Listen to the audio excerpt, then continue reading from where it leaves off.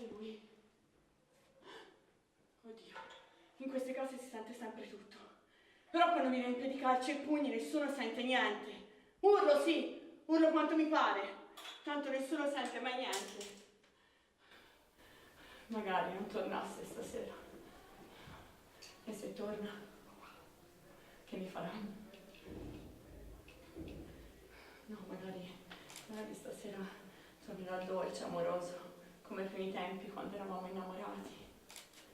E se invece torna arrabbiato e violento come sempre, io devo stare calma, non mi devo agitare. Sembra facile. No, devo dosare il tono della voce, sì. Le parole, ecco, devo ascoltarlo. Magari gentile. È colpa mia se no si arrabbia, è colpa mia. Ma come può un uomo così bello e gentile diventare una furia, una bestia? È solo colpa mia. No, devo calmarlo, è così. Sì, magari devo calmarlo. Devo accettare i suoi silenzi, che tanto poi alla fine diventano anche i miei.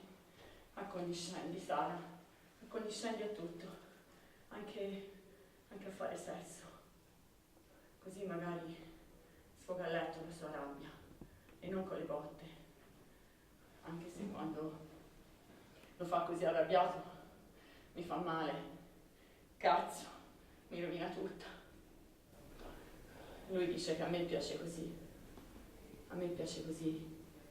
Boh, io non me lo ricordo più. Che parolona. Piacere. Ma lui mi odia quando fa l'amore con me. Ma che mi cerca a fare se mi odia? Oddio. Già il coltello. Dove l'ho messo? Ah, sotto il cuscino. Oddio, non dormo più. Ma se anche stanotte si sveglia incazzato e mi riempie di botte, io l'ammazzo. Sì, stanotte l'ammazzo, non uso quel coltello. Ho paura. Ma se l'ammazzo vado in galera. E mio figlio già non mi vede più sorridere. Come farà senza di me? Mia madre non sa neanche badare a se stessa. No, Sara, dai, cambierà.